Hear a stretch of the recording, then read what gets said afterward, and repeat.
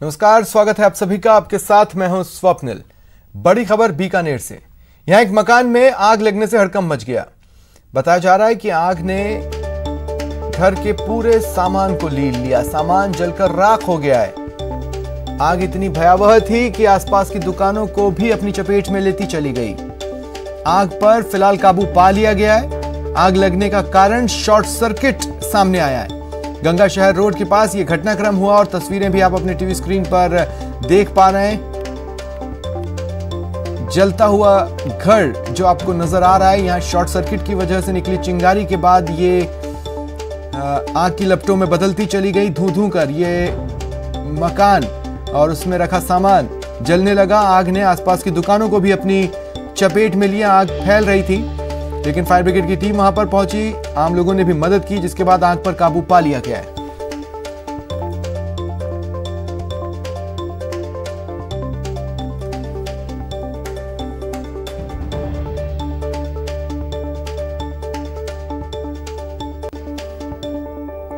और इधर जयपुर से भी अग्निकांड की बड़ी खबर है। कॉटन फैक्ट्री में आग लग गई।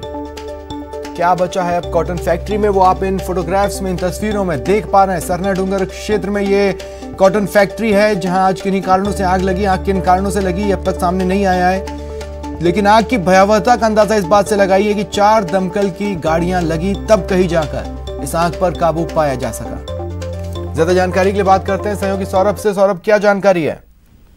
देखिए, ये करदनी थाना इलाके में सरना डूंगर क्षेत्र है, वहाँ की घटना है। यहाँ पर एक कॉटन की फैक्ट्री है, जहाँ पर अब से कुछ देर पहले अचानक आग लग गई थी और कॉटन होने के कारण आग तेजी से फैल भी गई। और सूचना मिलने के बाद विश्वकर्मा और झोटवाड़ा फायर स्टेशन से दमकलों को रवाना किया गया और करीब आधा दर्जन दमकलों की मदद से अभी आग पर काबू पाया गया है। करीब 1 घंटे की मशक्कत जो है वो दमकल कर्मियों को करनी पड़ी है, लेकिन अच्छी बात यह है कि अभी तक किसी बड़ी हताहत की जानकारी जो है वो सामने नहीं आई है। हालांकि बताया जा रहा है कि लाखों रुपए का कॉटन जो है वो जलकर खाक जो है वो हो चुका है। और अच्छी बात यह भी है, चूंकि फैक्ट्री बड़ी थी और पर्टिकुलर एक जगह पर ही कॉटन रखी हुई थी, तो उस जगह पर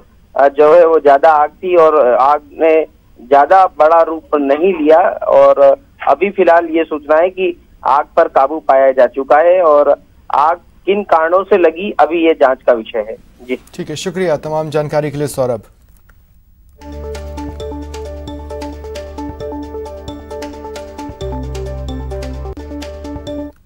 और इधर सीकर में भी आग ने तांडव मचाया है। सीकर से ये खबर और तस्वीरें आपको बता रहे हैं। जीएसएस सब स्टेशन में एक ट्रांसफार्मर लगा और देखिए इस ट्रांसफार्मर ने आज कैमरे में कैद होकर क्या तस्वीरें दिखाई हैं। इस ट्रांसफार्मर में आग लग गई।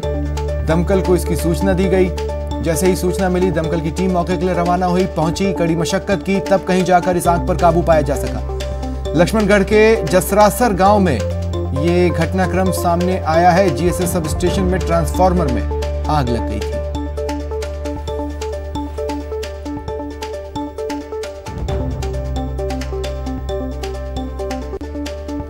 और इधर अलवर के बहरोड से भी अग्निकांड की खबर है और तस्वीरें हैं आपके टीवी स्क्रीन पर। आप जिस जगह को देख पा रहे हैं, दरअसल वो मोबाइल टावर का कंट्रोल रूम है, जिसमें आग लग गई। कंट्रोल रूम में जो उपकरण रखे थे वो इस आग में जलकर राख हो गए। बहुत मेहनत लगी, कड़ी मशक्कत हुई, जिसके बाद इस आग पर काबू पाया गया। बहरोड के गंडाला गांव में मोबाइल टावर के कंट्रोल रूम में आग पकड़ ली थी।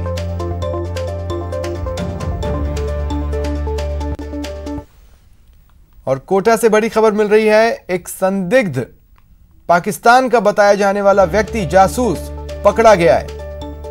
आर्मी एरिया से इस संदिग्ध को पकड़ा गया है। एसपी सिटी गौरव यादव ने इसकी पुष्टि कर दी है। सेना की सूचना पर यह कार्रवाई हुई। सेना और पुलिस टीम फिलहाल पूछताछ कर रही है। आर्मी एरिया से आज एक ऐसे संदिग्ध को पकड़ा गया है जो कि जासूस है, वो भी दुश्मन देश का।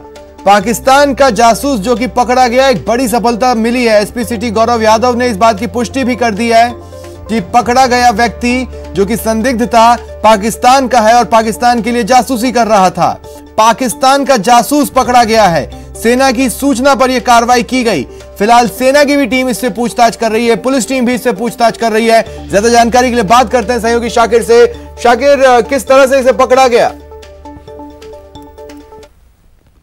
को जो है इनपुट मिल रहा था और उसके बाद में इसको गिरफ्तार किया गया है। इमरान इसका नाम है और ये रहने वाला उत्तर प्रदेश का है, लेकिन जिस तरह से इसकी ये व्हाट्सएप और फेसबुक के जरिए, इसके साथ साथ वीडियो कॉल के जरिए पाकिस्तान में संपर्क में था और इसने कई तस्वीरें भी जो है पाकिस्तान में भेजी है। तो इसके कार्रवाई करते हुए स्थानीय सेना और कोटा पुलिस और ATS ने कार्रवाई की है और इसको गिरफ्तार कर लिया है। अब इससे पूछताछ की जा रही है जिस साथ इसकी उम्र है और जिस तरह से इसकी बारे में सूचनाएं मिल रही थी, उसके बाद पुलिस ने और आर्मी इंटेलिजेंस ने जो साक्ष्य जुटाए उसके बाद इसको गिरफ्तार किया गया है और अब इससे पूछताछ की जा रही है। यहाँ पर कारपेंटर का काम करता है किसी ठेकेदार के पास और कुछ दिन पहले ये बीकानेर वाला जो क्षेत्र है वहां पर भी काम करके आया है। तो वहां पर से भी जो है ये लगातार व्हाट्सएप ग्रुप जो पाकिस्तान से जुड़े हुए हैं उन ग्रुप से जुड़ा हुआ है और वहां पर ये बातचीत किया करता है, सोशल मीडिया पर लगातार संपर्क में रहता है। तो उन्हीं तमाम चीजों के चलते इसको गिरफ्तार किया गया है और अब इससे पूछताछ की जा रही है कि शाकिर कहाँ का नागरिक है ये भारत का ही रहने वाला है और पाकिस्तान के लिए जासूसी कर रहा था या ये पाकिस्तान का ही है? ये जो जानकारी आई है उसके मुताबिक ये उत्तर प्रदेश का रहने वाला है और पाकिस्तान के जो व्हाट्सएप ग्रुप है उससे ये जुड़ा हुआ है। इसके साथ साथ ये फेसबुक पर भी जो है पाकिस्तान के कई सारे लोगों के साथ इसका जुड़ाव है और ये लगातार उनके संपर्क में है। तो क्या इसकी बैंक डिटेल्स खंगाले जा रहे हैं? ये बिल्कुल। अब आर्मी इंटेलिजेंस की टीम, कोटा ATS की टीम और कोटा पुलिस, ये जो तीनों टीमें हैं ये लगातार इससे पूछताछ कर रही है, इसके बारे में जानकारी जुटाई जा रही है और जिस ठेकेदार के पास ये काम कर रहा था उससे भी पूछताछ की जा रही है। तो किन्हें ये फोटो भेजता था? ये व्हाट्सएप ग्रुप के लोगों को फेसबुक पर कुछ चीजें पोस्ट करता था, लेकिन किस तरह के फोटोग्राफ्स होते थे? जी देखिए, जो शुरुआती तौर पर जो जानकारी आई है उसके मुताबिक ये जो व्यक्ति है ये लगातार उस ग्रुप से जुड़ा हुआ है जो पाकिस्तान से संचालित किए जा रहे हैं व्हाट्सएप ग्रुप, उनमें इसकी जो है पूरी तरह से ये एक्टिव नजर आ रहा है। इसके साथ साथ तमाम जो फेसबुक की इसकी आईडी है उसमें भी इसके फेसबुक फ्रेंड है और वहां पर इसका तस्वीरें भेजने की भी बात सामने आ रही है। तो आर्मी एरिया से पकड़ा है तो जाहिर तौर पर इसने आर्मी एरिया की कुछ तस्वीरें भी जो है वहां उस ग्रुप में साझा की है। इसी के चलते जो है इसको गिरफ्तार किया गया है और अब इससे कड़ी पूछताछ की जा रही है क्योंकि आर्मी का मामला है। इसके साथ साथ ATS पूछताछ कर रही है और कोटा पुलिस भी जो है इससे पूछताछ कर रही है। ठीक है, शुक्रिया तमाम जानकारी के लिए।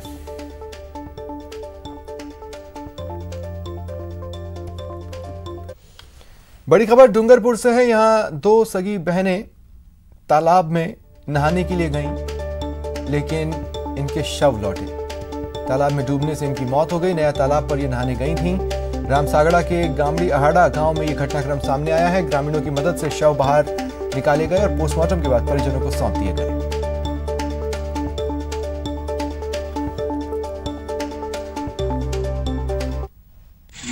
में जब तक पहुँचे मौके पर पहुँचे तो वहाँ पर लोगों द्वारा उन बच्चियों को बाहर निकाल रखी थी, जिनको तुरंत हॉस्पिटल मेरे पुलिस की गाड़ी चलाया, हॉस्पिटल में भर्ती कराया, मृत्यु हो चुकी है।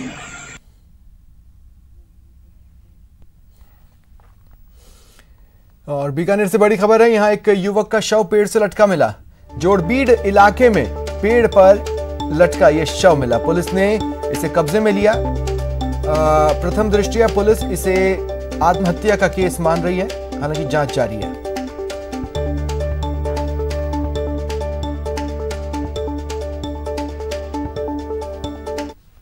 के जो कर्मचारी हैं, वन रक्षक हैं, उन्होंने फोन करके इतला दी थाने पे कि किसी अज्ञात व्यक्ति का शव है वो जाल के पेड़ पे जोड़बीड़ में लटका हुआ है, जिस पर हमारा पुलिस जाब्ता मौके पर पहुंचा और मौके पहुंच के देखा तो एक व्यक्ति, अज्ञात व्यक्ति की लाश शव है वहां लटका हुआ था।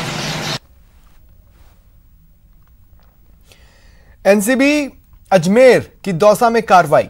मादक पदार्थों का जखीरा पकड़ा गया है। देखिए, एक बार फिर भारी मात्रा में मादक पदार्थ प्रदेश में पकड़े गए, यानी कोई तो है जो मरुधरा को मदहोश ही रखने की साजिश में लगा हुआ है।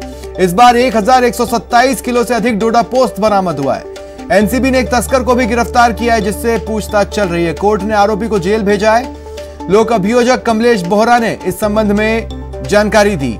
बड़ी खबर आपको बता रहे हैं, एनसीबी अजमेर की टीम ने दौसा में इस बड़ी कार्रवाई को अंजाम देकर मादक पदार्थों का जखीरा पकड़ा। 1127 किलो से ज्यादा डोडा पोस्त बरामद हुआ है। एक तस्कर भी गिरफ्तार किया गया है, जिससे पूछताछ चल रही है।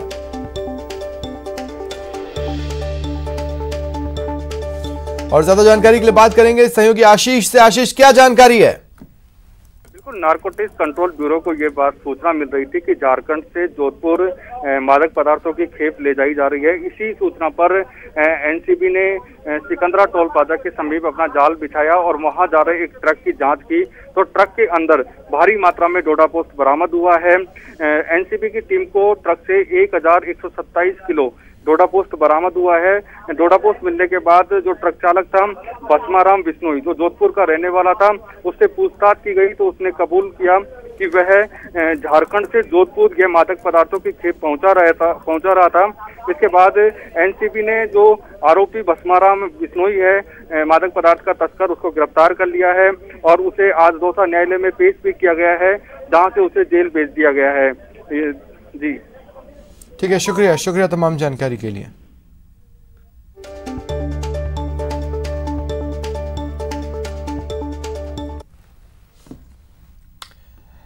चित्तौड़गढ़ में अवैध बजरी परिवहन पर चित्तौड़गढ़ पुलिस ने बड़ी कार्रवाई की। बजरी माफियाओं में इस कार्रवाई से हड़कंप मचा। इस कार्रवाई के दौरान 12 से ज्यादा डंपर जो कि जब्त कर लिए गए, उनके ड्राइवर डंपर छोड़कर भाग निकले। बजरी से भरे 2 डंपर जब्त हुए हैं।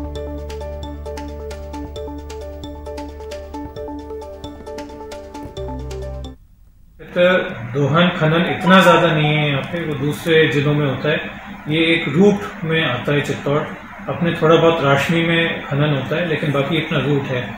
तो अब तक बजरी विभाग के साथ, खनन विभाग के साथ मिलके चित्तौड़ पुलिस ने जो संयुक्त कार्रवाई करी है, उसमें 213 कार्रवाई अब तक कर चुके हैं, जिसमें 209 वाहन अब तक जब्त हो चुके हैं। 8,300 टन बजरी जब्त हो चुकी है और 4 करोड़ रुपए से अधिक का जुर्माना वसूल किया जा सका है।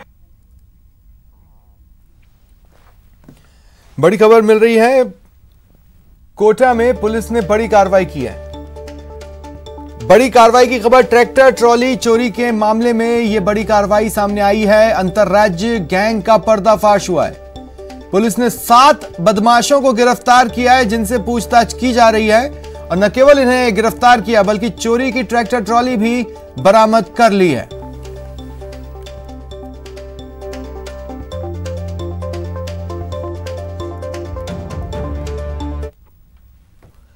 जयपुर में जोन कार्यालय का विरोध हुआ। जगतपुरा जोन कार्यालय बनाने का विरोध देखा गया।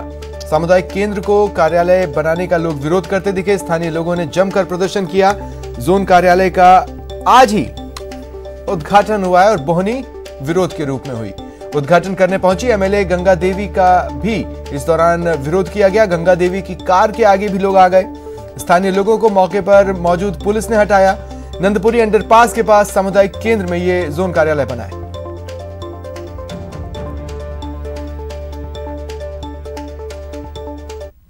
कोटा में एनएचएम कर्मियों ने प्रदर्शन किया। एनएचएम कर्मियों ने कार्य का बहिष्कार कर अपनी मांगे सामने रखी, आवाज बुलंद की।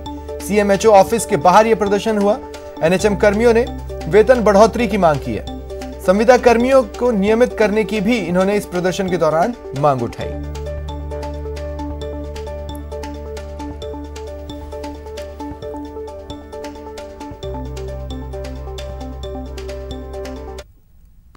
कि हम सभी नर्सिंग संविदा कर्मचारी आज यहाँ पर सामूहिक अवकाश में हम सब यहाँ इकट्ठे हुए हैं। राज्य सरकार से हमारी मांग है कि हम बीडी कल्ला कमेटी में शामिल किया जाए। साथ ही हम लोगों को जो अल्प वेतन दिया जा रहा है उसमें बढ़ोतरी करके 26,500 यूटीपी के समकक्ष किया जाए।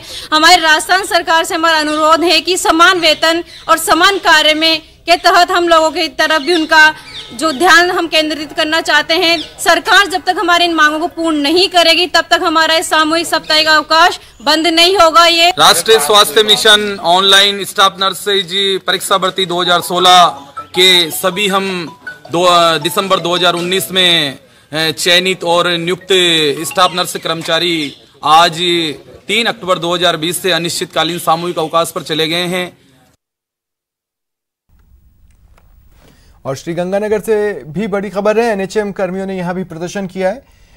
प्रदर्शन कर इन एनएचएम कर्मियों ने वेतन बढ़ोतरी की मांग उठाई। अपनी मांगों से जुड़ा एक ज्ञापन सीएम के नाम प्रेषित किया गया। सीएमएचओ को यह ज्ञापन सौंपा गया।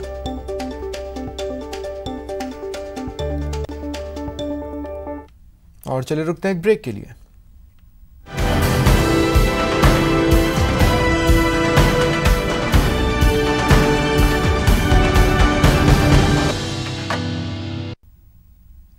और अब बात करते हैं ऐतिहासिक टनल की। पीएम मोदी ने दुनिया की सबसे बड़ी सुरंग अटल टनल का उद्घाटन किया। यह सुरंग 9.02 किलोमीटर लंबी है, जिसके जरिए अब मनाली से लेह जाने में 4 घंटे का समय बचेगा।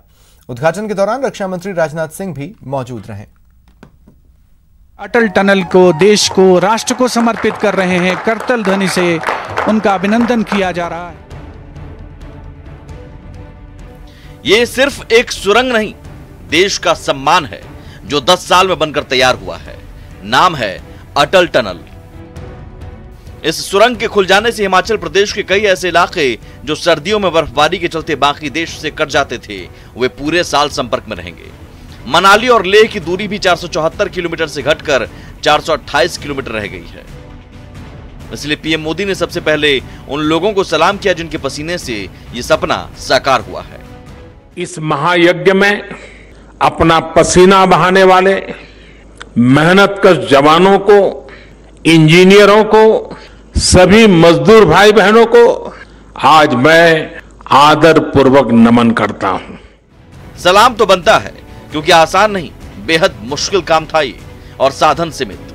जरा सोचिए, हिमालय का सीना चीरकर बना ये सुरंग समुद्र तल से 3060 मीटर की ऊंचाई पर स्थित है। अटल टनल भारत के बॉर्डर इंफ्रास्ट्रक्चर को भी नई ताकत देने वाली है। देश की सामरिक जरूरतों के लिए भी ये टनल बेहद अहम होने वाला है, क्योंकि लेह में सीमा के उस पार बैठे चीन की नीयत खराब है। वो हमारी जमीन को निगलने का मंसूबा पाल रखा है और उस पर पानी फेरने के लिए टनल बेहद जरूरी है। अभेद्य पीर पंजाल का उसको भेद कर एक बहुत कठिन संकल्प को आज पूरा किया गया है। यकीनन ये भारतीय इंजीनियरिंग का नायाब नमूना है, क्योंकि न सिर्फ ये दुनिया की सबसे लंबी सुरंग है, बल्कि जिस ऊंचाई पर यह बनी है वो भी बेहद अहम है। इसलिए पीएम मोदी ने अपील की है, रक्षा मंत्रालय से पीएम की अपील। मैं चाहूंगा कि कम से कम 1500 लोग हर स्तर पे काम करने वाले 5 पेज, 6 पेज, 10 पेज अपना अनुभव लिखे। किसी एक व्यक्ति को जिम्मेवारी दीजिए, फिर उसको थोड़ा ठीक ठाक करके लैंग्वेज वगैरह करके एक डॉक्यूमेंटेशन करना चाहिए। और छापने की जरूरत नहीं है, डिजिटली बना देंगे तो भी चलेगा। शिक्षा मंत्रालय से पीएम की अपील। जितने भी टेक्निकल और इंजीनियरिंग से जुड़े यूनिवर्सिटीज हैं, उन यूनिवर्सिटीज के बच्चों को केस स्टडी का काम दिया जाए और हर वर्ष एक यूनिवर्सिटी से 8-10 बच्चों के एक बैच यहां आए। विदेश मंत्रालय से पीएम की अपील। एमईए के लोग कुछ यूनिवर्सिटीज को इनवाइट करें, वहां की यूनिवर्सिटी केस स्टडी के लिए यहां आए, प्रोजेक्ट के रूप में स्टडी करें। दुनिया के अंदर हमारे इस ताकत की पहचान होनी चाहिए। पीएम मोदी चाहते हैं कि रक्षा मंत्रालय, शिक्षा मंत्रालय और विदेश मंत्रालय से लेकर एक प्लान बनाए, ताकि इस सफलता को हम अपनी अगली पीढ़ी की तरफ बढ़ा सकें और दुनिया को अपनी ताकत बता सकें। चलिए घोड़े की नाल के आकार वाले 2 लेन वाली सुरंग की खासियत जानते हैं। टनल की ऊंचाई 5.525 मीटर है, जिसमें 8 मीटर चौड़ी सड़क है। अटल टनल में पहले और आखिरी 400 मीटर के लिए स्पीड लिमिट 40 किलोमीटर प्रति घंटा तय की गई है। बीच के 8.400 किलोमीटर की दूरी में गाड़ी 80 किलोमीटर प्रति घंटे की स्पीड से चलाई जा सकती है। हर 150 मीटर पर इमरजेंसी कम्युनिकेशन के लिए टेलीफोन कनेक्शंस है।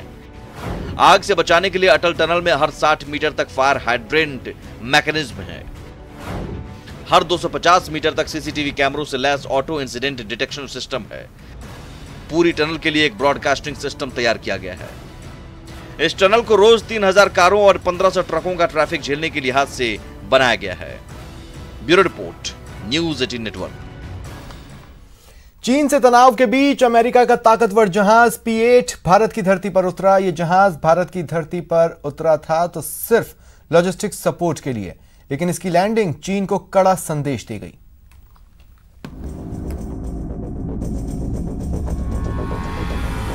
अमेरिका ने अपने ताकतवर जहाज P-8 को अंडमान निकोबार द्वीप समूह पर उतारकर चीन को बड़ा संदेश दिया है। अमेरिका का ये P-8 Poseidon aircraft port Blair में रिफ्यूलिंग के लिए उतरा और यहां लॉजिस्टिक सपोर्ट भी ली। सुनने में ये एक सामान्य सी घटना लगती है, लेकिन हम इसे चीन को एक कड़ा संदेश क्यों कह रहे हैं, ये जान लीजिए। पहली बार है जब अंडमान निकोबार बेस पर अमेरिकी सेना का जहाज उतरा है। लॉजिस्टिक्स सपोर्ट के लिए उतरा यह विमान मिसाइलों और रॉकेट से लैस था। 2016 में हुए समझौते के तहत यह विमान लॉजिस्टिक्स सपोर्ट के लिए उतरा था। लेकिन यह घटना इसलिए भी अहम हो जाती है क्योंकि हिंद महासागर क्षेत्र में अंडमान के पास ही भारत और चीन ने हाल ही में अभ्यास किया है और यह इलाका चीन की सप्लाई लाइन के लिए बेहद अहम है। आपको बताएं कि भारतीय नौसेना ने भी P-8 एयरक्राफ्ट अपने बेड़े में शामिल किया है। जनवरी 2009 में $2.1 बिलियन में भारत ने विमान की डील की थी, जिसमें 4 और P-8 एयरक्राफ्ट इस साल दिसंबर से आने शुरू हो जाएंगे। भारत ने P-8 एयरक्राफ्ट्स को हिंद महासागर में निगरानी के लिए तैनात किया है। इसके अलावा पूर्वी लद्दाख में चीन किया। और बुलेटिन में फिलहाल इतना ही। चलते चलते बता दें कि प्रदेश की तमाम बड़ी खबरों को जानने के लिए आप विजिट कर सकते हैं हमारी वेबसाइट news18rajasthan.com। फिलहाल इतना ही। नमस्कार।